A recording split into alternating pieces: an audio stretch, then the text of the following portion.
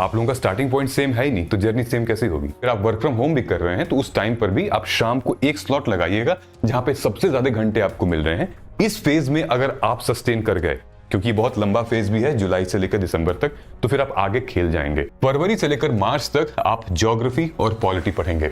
Don't let anybody to tell you that you can't do it. Aspirants, they are housewives and they are working women as well.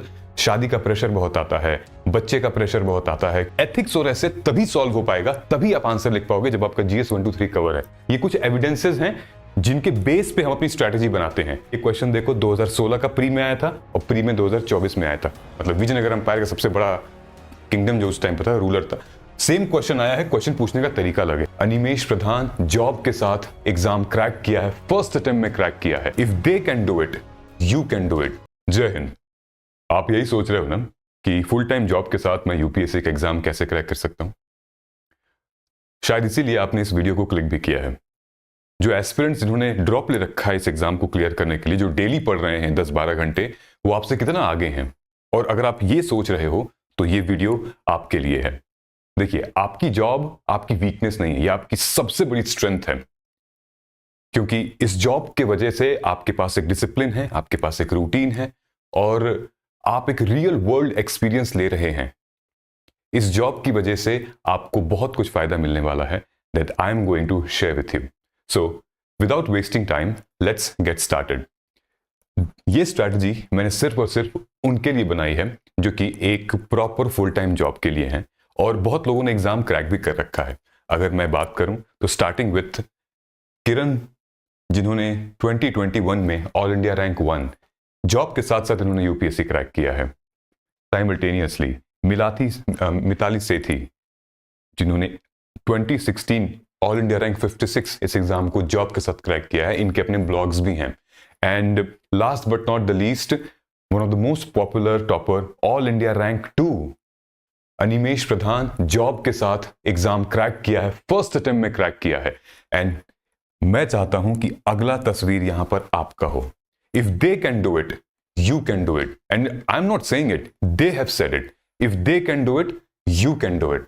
So let's get started. अब अपने आप पे self doubt करना छोड़ दो और real strategy पर आओ। मैं आपको इस वीडियो के एंड तक ये गारंटीड दिला सकता हूं कि if you are consistent and if you're serious about this preparation, you will be the next UPSC topper. Now, there's a big announcement. 21st of Feb को हमारा मार्गदर्शन assessment and guidance program for 2026 batch launch हो रहा है। And honestly speaking, ये batch working professionals को ज्यादा favour करता है। जिस तरीके के प्रोग्राम और हमने इसमें आपके लिए बेनिफिट्स ऐड कर रखे हैं, ये एक वर्किंग प्रोफेशनल को बहुत सूट करता है। ठीक है, ये गाइडेंस प्रोग्राम जो कि आपको इंग्लिश बैच में मिलेगा, इस प्रोग्राम की डिटेल हम लोग बाद में डिस्कस करेंगे। ठीक है, just was a quick announcement. नीचे डिस्क्रिप्शन बॉक्स में इसका लिंक दिया हुआ है और I would request you to join the program in case you haven't joined anywhere. लेकिन इस वीडियो को देख लो पहले। देखोगे तो एक ट्रस्ट बनेगा, ट्रस्ट बनेगा तो उसके बाद यकीन आएगा कि that you can do it with this program. Okay, there are few challenges working professional and I think आप उससे कंप्लीटली अग्री करोगे। देखिए, एक वर्किंग एस्पिरेंट के साथ अपने एक चैलेंजेस और अपने कंडीशंस भी आती हैं कि उनके पास सिर्फ 5 से 6 घंटे हैं इस एग्जामिनेशन के लिए प्रिपेयर करने के लिए। ठीक है, डेली 5 to 6 आवर्स, राइट। किसी किसी के केस में 4 to 5 आवर्स भी होते हैं। वीकेंड ऑफ रहता है, किसी किसी का सिर्फ और सिर्फ संडे ऑफ रहता है। और अगर आप एक ऐसे किसी सर्विस सेक्टर में है तो शायद एक ही संडे या फिर कोई एक वीकडे ऑफ रहता है। ठीक है, नाउ दूसरा ये है कि वर्क लाइफ बैलेंस है। Work life balance as in कि ऑफ कोर्स आप मैरिड होंगे या फिर आपके लिए ये जॉब बहुत ज्यादा इंपॉर्टेंट हो क्योंकि एक फाइनेंशियल इंडिपेंडेंस है। ठीक है, तो यहाँ पे वर्क लाइफ बैलेंस बड़ा मैटर कर सकता है यहाँ पे। चौथी चीज जो है प्रेशर। मैं आपको सही बताऊं तो मैंने पिछले 2013 से लेकर 2024 तक मैंने कभी भी जॉब छोड़ी नहीं है। पिछले 10-11 साल से मैंने जॉब किया। आई अंडरस्टैंड द पेन कि क्या डिमांड करते हैं बॉसेस आपके।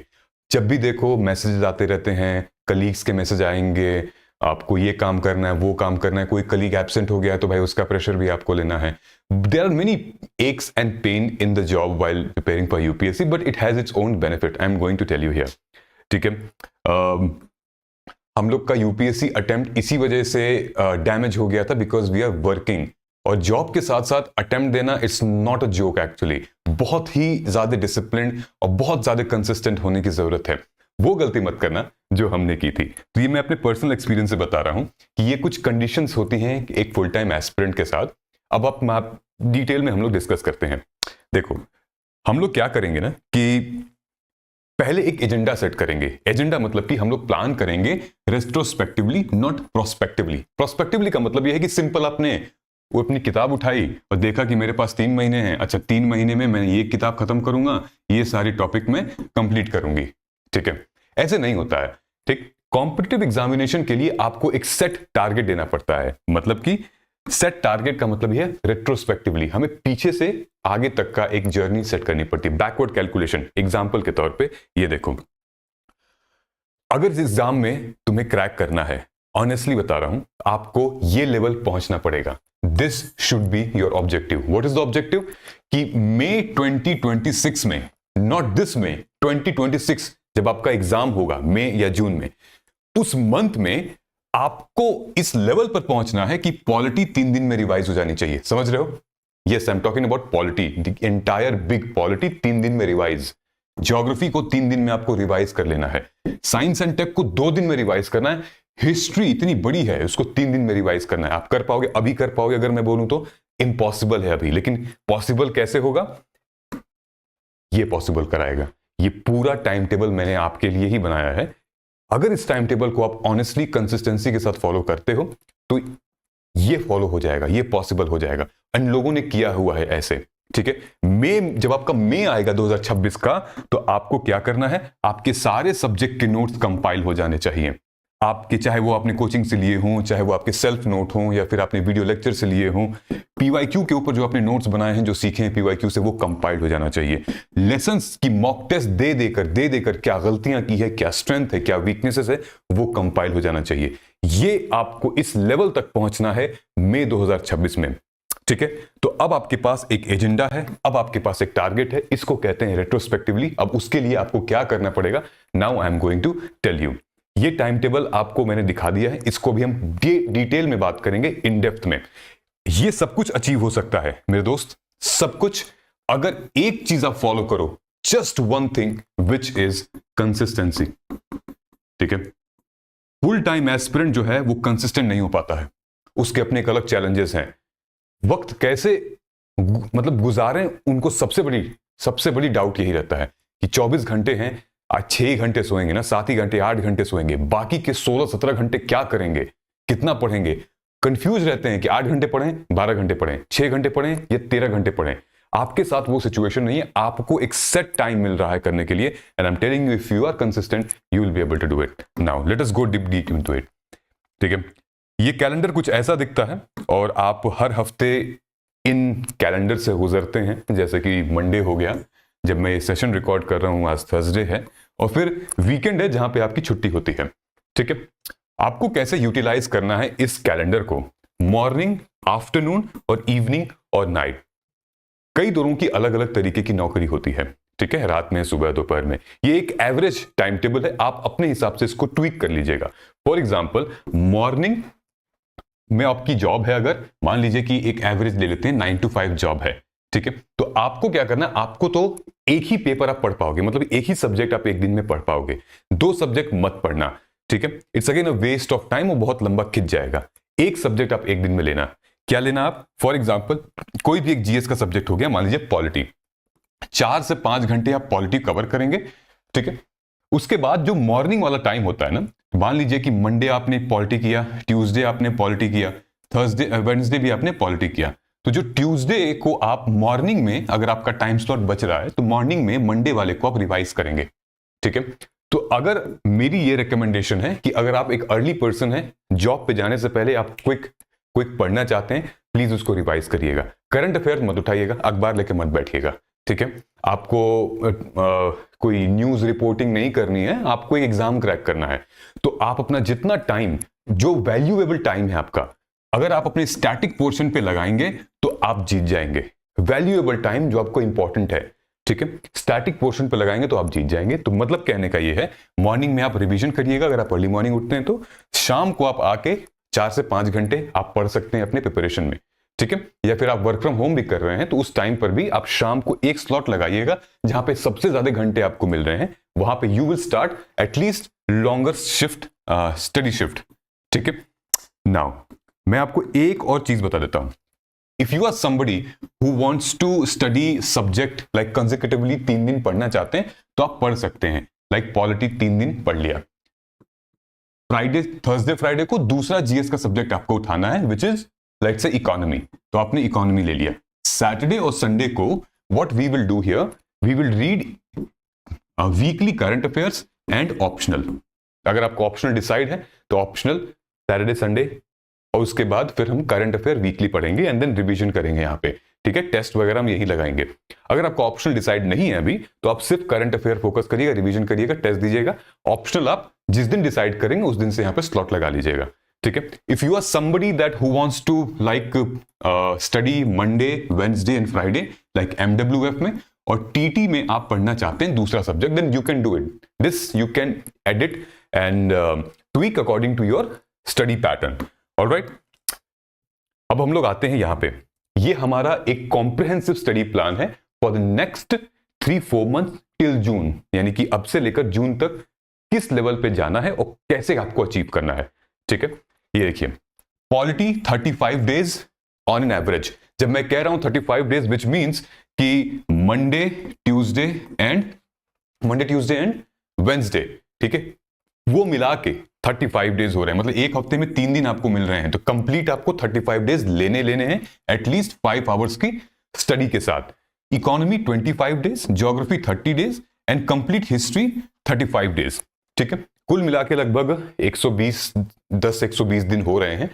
इसमें आपको ये चारों कोर सब्जेक्ट फिनिश हो जाने चाहिए, ठीक है। Why I am saying it, मैं अभी आपको आगे बताऊंगा। 4 सब्जेक्ट कवर हो जाने चाहिए। फरवरी से लेकर मार्च तक आप ज्योग्राफी और पॉलिटी पढ़ेंगे, ठीक है। दोनों सब्जेक्ट बहुत स्टैटिक है। इनमें से जो सवाल आते हैं प्रीलिम्स में लगभग 70 to 80% आदि स्टैटिक क्वेश्चन, और स्टैटिक में भी रिपीटेड क्वेश्चंस होते हैं। Easily if you will follow my approach, geography और इसमें से मिला के आपको एटलीस्ट 20 मार्क्स, 15 to 20 मार्क्स आप प्रीलिम्स में इजीली ले आ पाएंगे, easily without any more hard work, smart work करके, ठीक है। मैं भी आपको बता दूंगा कैसे। वीकेंड पे हमें ऑप्शनल पढ़ना है, ऑप्शनल या करंट अफेयर अगर आपको ऑप्शनल डिसाइड नहीं है, नहीं तो फिर दोनों लेकर हम चल सकते हैं अगर ऑप्शनल डिसाइड है तो। वीकली रिवाइज करना है, जैसे वीक में आपने ज्योग्राफी और पॉलिटी में क्या क्या पढ़ा है, एक क्विक रिवीजन हो जाए, ठीक है। आप जो प्रोग्राम के बारे में मैं बात कर रहा हूं, उस प्रोग्राम में सेक्शनल टेस्ट हैं। सेक्शनल मतलब एनसीईआरटी के। तो जैसे आपने कवर कर लिया तो आप टेस्ट भी जाके दे सकते हैं कि मेरी परफॉर्मेंस क्या है, मुझे समझ में आया कि नहीं आया, और मुझे कितना अप्रोच करना चाहिए, ऑलराइट। अभी आपको आंसर राइटिंग एटलीस्ट, जब तक आपने कोई एक सब्जेक्ट अच्छे से कवर नहीं कर लिया तब तक आप कब आंसर राइटिंग नहीं करेंगे, ठीक है। हाँ, टेस्ट लगाएंगे, पीवाईक्यूज को आप सॉल्व करेंगे। अप्रोच क्या होनी चाहिए अभी मैं आपको बता देता हूं। सेम अप्रैल मई जून में इकोनॉमी हिस्ट्री हमें इनको कवर करना है सेम अप्रोच के साथ, ऑलराइट। अप्रोच क्या होनी चाहिए ये देखो, ये हमारी अप्रोच होनी चाहिए। If you want you can take a screenshot, there are almost 7 step. Number 1, this is number 2, 3, 4, 5, 6 and 7। क्या स्टेप है? नंबर 1, सबसे पहले हमें रीडिंग लेनी है अपने सोर्स की। वो सोर्स हमारा एनसीईआरटी भी हो सकती है, स्टैंडर्ड रेफरेंस बुक भी हो सकता है, ठीक है। रीडिंग लेने के बाद वापस से हमें फिर से पढ़ना है, लेकिन इस बार हमें नोट्स बनाना है, ठीक है। नोट्स बनाएंगे। नोट्स बनाने के बाद हमें प्रीवियस ईयर क्वेश्चन पेपर को सॉल्व करना है और उसकी एनालिसिस भी करनी है, ठीक। सॉल्व करोगे, क्वेश्चन अटेम्प्ट होंगे और नहीं भी होंगे तो तुम्हारा सही चल रहा है डायरेक्शन, नहीं होंगे तो देखो कि क्या रीजन है, क्या तुम्हारा सोर्स नहीं सही है या फिर भूल जा रहे हो, कहां से, क्यों गलत हो जा रहा है, ठीक है। दूसरी चीज, सेक्शनल मॉक टेस्ट देंगे। जब ये तीनों आप कर लेंगे तो मान लीजिए कि आप इकोनॉमी कर रहे हो, तीनों हो गया, तो आप मॉक टेस्ट दीजिए एक, ठीक है। मॉक टेस्ट से आपको पता चलेगा कि आपकी वीकनेस क्या है। अब आप फिर से रिवाइज करिए अपने नोट्स के साथ और इन दोनों के सेक्शनल टेस्ट और पीवाईक्यूज के जो लर्निंग मिली है वहां से। अब फिर आप करंट अफेयर को इंटरलिंक करिए, तब मजा है करंट अफेयर का, तब समझ में आएगा करंट अफेयर, ऐसे आपको हवा में निकल जाएगा। ठीक है, और लास्ट स्टेप अगेन, फिर से हम इसको रिवाइज, रिपीट, टेस्ट करेंगे और नोट्स को कंपाइल करना शुरू कर देंगे। This is the ideal and best process कि आप किसी भी मटेरियल को यूपीएससी के लिए आगे कर सकते हैं। ठीक है, आपका जब ये फाउंडेशन फेज हो जाएगा फेब से जून तक, then you will shift here into intensive study phase which will be in July till September. क्या है मैं आपको बताऊंगा। ये दोनों फेज जब रेडी है तो ही आप आगे बढ़ पाएंगे मेंस रेडी के लिए। और मेरा टारगेट है, यानी कि आपका टारगेट है, by December get mains ready, ताकि आप जैन से प्री ओरिएंटेड हो जाएंगे। ठीक है, अब इसका मतलब क्या है, देखिए शुरुआत में मैंने कहा था ना कि आपके लिए टाइम मैटर नहीं करता है, आपके लिए मैटर करता है mindset. The right mindset will help you to crack UPSC CSE examination. Mindset के बारे में अगर मैं बात करूं, ये है आपकी journey. Your journey is completely different from the others. Okay, so आपकी जो प्रिपरेशन की स्टाइल है, जो फुल टाइम एस्पिरेंट है, उनसे बहुत अलग है। ठीक है, सो आप किसी भी अपने पीयर से या फिर अपने कॉम्पिटिटर से आपको कंपेयर करने की जरूरत ही नहीं, because your journey is completely different. आप किसी और सब्जेक्ट में लाइक स्ट्रांग है, वो किसी और सब्जेक्ट में स्ट्रांग है, तो आपकी कंपैरिजन ही नहीं है। आप लोगों का स्टार्टिंग पॉइंट सेम है ही नहीं, तो जर्नी सेम कैसे होगी, है ना। Now one of my strong advice to a women aspirant, कि अगर वो जॉब कर रही है, women in our society challenges तो हैं ही, राइट। कभी मैरिज का प्रेशर है, अगर मैरिड है तो फिर इन लॉज के घर में, एंड देन काफी प्रॉब्लम्स आती हैं, बट चैलेंजेस हैं। लेकिन इन्हीं चैलेंजेस को पार करते हुए कई सारे एस्पिरेंट्स ने भी एग्जाम क्रैक किया हुआ है। फॉर एग्जाम्पल अनु कुमारी हैं, जिनके मिताली मैम की जिनके बारे में हम लोग बात कर रहे हैं, वो हैं। ठीक है, तो एग्जाम क्रैक किया गया है। Don't let anybody to tell you that you can't do it. Don't let anybody to tell you that you don't deserve these services. You know your situation, आपको फाइट करना है and you will do it. Examples हैं, आप कर सकते हो और लोगों ने किया हुआ है। Okay, so it's very tough. I have aspirants, they are हाउसवाइफ्स and they are working women as well. शादी का प्रेशर बहुत आता है, बच्चे का प्रेशर बहुत आता है कि भाई बच्चा नहीं हुआ है, ये करो वो करो, प्लानिंग करो। There are many pressure, but you know your life and you can do it. Okay, family and social boundary, either you are male और फीमेल। जब आप जॉब करने लगते हो तो कहीं ना कहीं भाई आप एक ऐसे आदमी हो जो कि आप भाई पैसा रुपए कमा रहे हो, तो कहीं पे फैमिली को सपोर्ट करना पड़ता है, यू नो। लेकिन आपके इमीडिएट फैमिली के लिए आप कुछ भी कर सकते हो, like your brother, mother, father. But relatives जो हैं, आप अगर अपने प्रिपरेशन को सक्सेसफुल बनाने के लिए किसी रिलेटिव को अगर आपको बुरा भरा भी बोलना हो या फिर उनको भाई अपसेट भी करना हो, तो उसके लिए आपको बुरा फील नहीं होना चाहिए। ठीक है, because be selfish in this preparation, because there will very few people in life जो तुम्हें सक्सीड होता हुआ देख सकते हैं। ठीक है, स्मार्ट प्रिपरेशन, हम पूरे इसमें स्मार्ट प्रिपरेशन की बात करेंगे। स्मार्ट प्रिपरेशन का मतलब यह है कंसिस्टेंसी। कंसिस्टेंसी, पीवाईक्यूज की एनालिसिस करेंगे, एक सेट टाइम में डिसिप्लिन के थ्रू हम पढ़ेंगे, यही स्मार्ट प्रिपरेशन है और कुछ नहीं है। फुल टाइम एस्पिरेंट्स ये लैक करने लगते हैं, प्लेट्यू आने लगता है उनके प्रिपरेशन में। यूज योर टाइम वाइजली, ये बहुत इंपॉर्टेंट है। मैंने कहा ना कि टाइम चैलेंज नहीं है, माइंडसेट चैलेंज है, किया जा सकता है। ठीक है, नाउ माइंडसेट ओवर मोटिवेशन, यानी कि डोंट लुक फॉर कि मतलब मुझे मोटिवेट करने के लिए मैं वीडियोस देख लूं, ये देख लूं, नहीं। आपकी जॉब ही आपके लिए मोटिवेशन है, आपका माइंडसेट ही आपके लिए मोटिवेशन है। ठीक है, एक बार डिसीजन ले लिया, करना है, अब मोटिवेशन की जरूरत नहीं है, बस करना है तो करना है, एग्जाम निकालना है हमें। ठीक है, इस माइंडसेट के साथ अगर हम जाएंगे तो हम डेफिनेटली इस एग्जामिनेशन को क्रैक करेंगे। हमारा जो फेज आएगा स्टार्टिंग फ्रॉम जुलाई से लेकर दिसंबर तक, ये सबसे ज्यादा प्रॉब्लम वाला फेज है। इस फेज में अगर आप सस्टेन कर गए, क्योंकि बहुत लंबा फेज भी है जुलाई से लेकर दिसंबर तक, तो फिर आप आगे खेल जाएंगे। ठीक है, मोस्ट ऑफ द एस्पिरेंट वो इस फेज में आराम से पढ़ाई करते हैं। ठीक है, दिसंबर आते आते फिर हालत टाइट होने लगती है। ये टाइम अगर आपने लिटरली मतलब इस्तेमाल कर लिया, तो फिर आप अपने प्रिपरेशन में उनसे बहुत आगे हो जाएंगे, लाइक 10 टाइम्स बियॉन्ड। क्या है जुलाई में, देखो तुमने यहां क्या कवर किया था, ज्योग्राफी, सारे बड़े सब्जेक्ट तुमने कवर कर लिए थे, geography, economy, polity and history. अगर तुमने ज्योग्राफी कवर कर लिया है, तुम्हारा एनवायरनमेंट और डीएम और IR, disaster management, international relations, इसके लिए आपने एक प्लेटफॉर्म सेट कर दिया है। तो आप क्या करेंगे, जुलाई में इसको स्टार्ट करेंगे, अपने ऑप्शनल करंट अफेयर, बाकी चीजें सेम रहेंगी। अगस्त में गवर्नेंस और सिक्योरिटी, पॉलिटी कवर किया था ना, तो ऑलरेडी अब थोड़ा बहुत गवर्नेंस और सिक्योरिटी भी आप कर सकते हैं। सिक्योरिटी मतलब इंटरनल सिक्योरिटी, सोशल, नक्सलिज्म, ये इंटरनल टेंशंस जो हैं। सितंबर में एग्रीकल्चर एंड सोसाइटी, ठीक है, सेम चीज हम कवर करेंगे, ऑप्शनल भी हमारा चलता रहेगा यहाँ पे। ऑलराइट, जब यहां पर मैं बात कर रहा हूं ऑप्शन चलता रहेगा, तो आपको अपने ऑप्शनल पे भी ध्यान देना पड़ेगा कि मैं मॉक टेस्ट लगा रहा हूं कि नहीं, आंसर राइट कर रहा हूं कि नहीं, नोट्स बना रही हूं कि नहीं, ठीक है।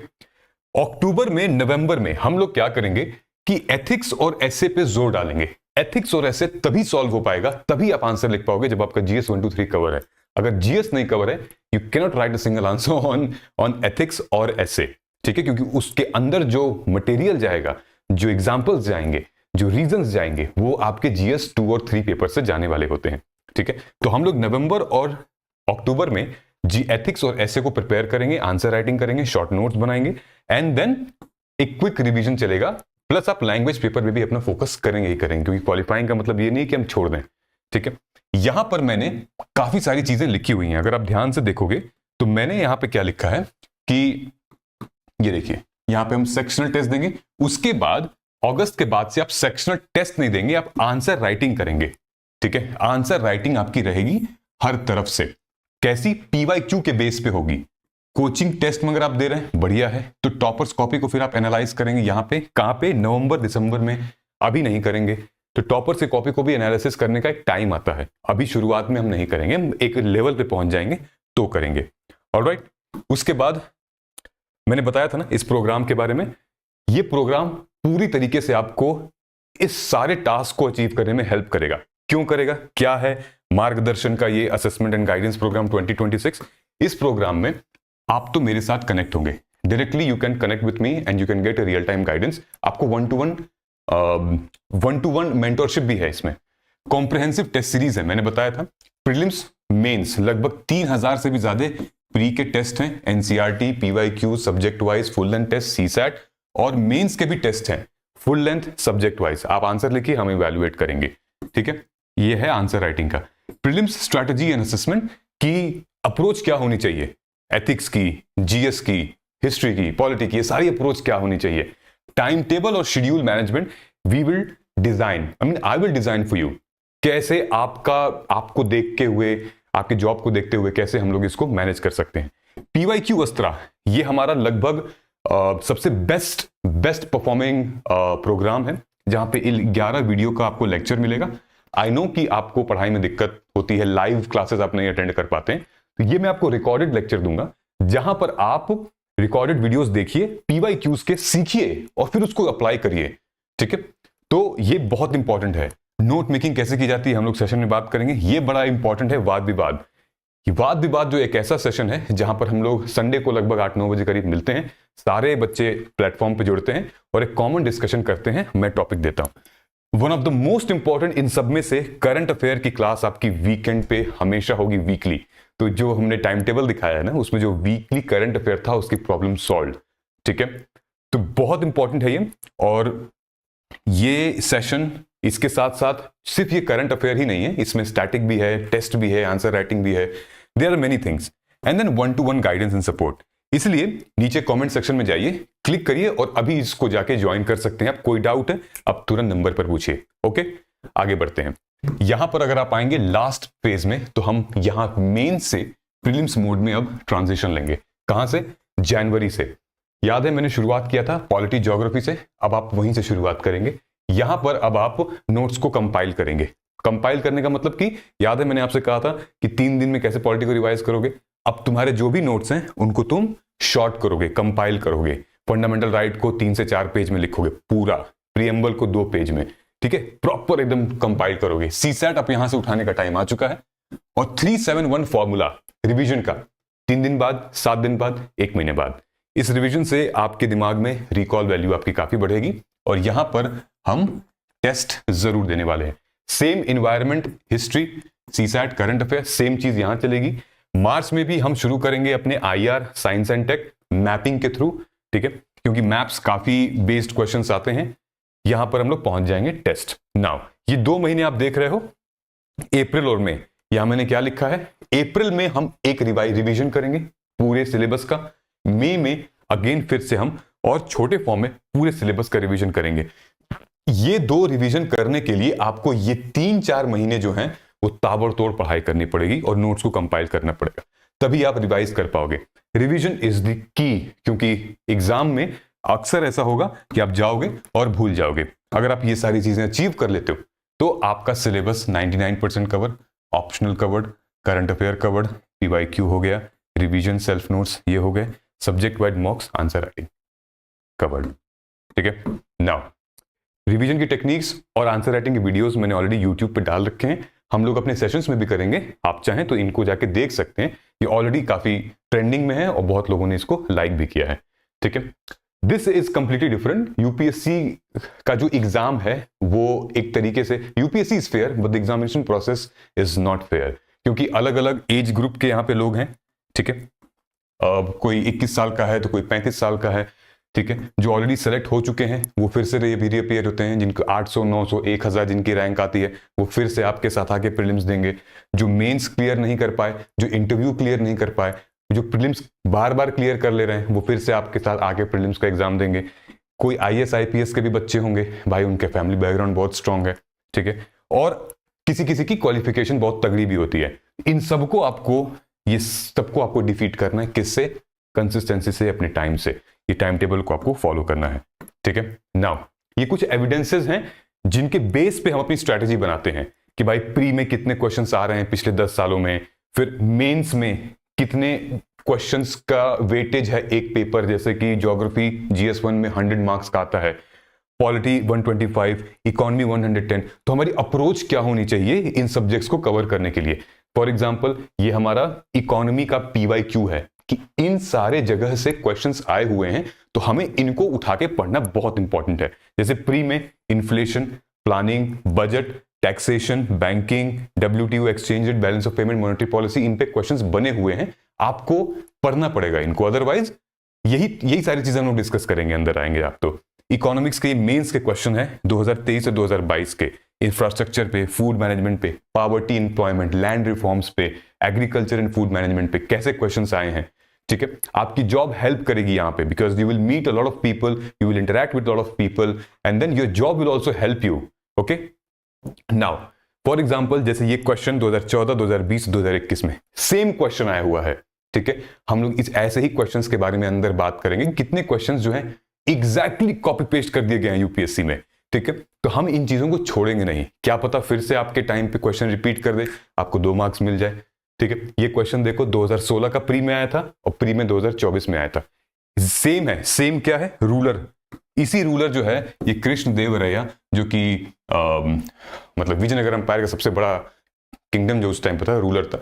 सेम क्वेश्चन आया है, क्वेश्चन पूछने का तरीका लगे। अगर आपने इन इंपॉर्टेंट टॉपिक्स को कवर किया है तो आप फोड़ सकते हो। ठीक है। सेम गोज टू बुद्धिज्म में, जैनिज्म, बुद्धिज्म में कि इंपॉर्टेंट एरियाज कहां कहां से क्वेश्चन आ रहे हैं। तुम ध्यान से देखोगे 2024 का, 2013 का और 2020 का, यहां पे बुद्धिज्म के सेक्ट से क्वेश्चंस पूछे गए हैं, कितने हिस्सों में डिवाइड हुए थे। और हमेशा ये अगर आप देखोगे श्रवस्तिवाद विनया, यहां पे आप देखोगे श्रवस्तिवादिन, स्थरवस्तिवादिन, सेम क्वेश्चन आए हुए हैं। अगर आपको कॉन्सेप्ट पता है तो भाई आराम से +2 मार्क्स ले जाएंगे और आपका टाइम भी बचेगा आपके प्रीलिम्स के एग्जामिनेशन में। ठीक है। साइमल्टेनियसली ये कुछ वो सेगमेंट है मेंस का जहां पर क्वेश्चंस कॉमन होते हैं, जैसे कि अर्बनाइजेशन, ये जीएस पेपर 1, 2, 3 तीनों में टॉपिक कॉमन है।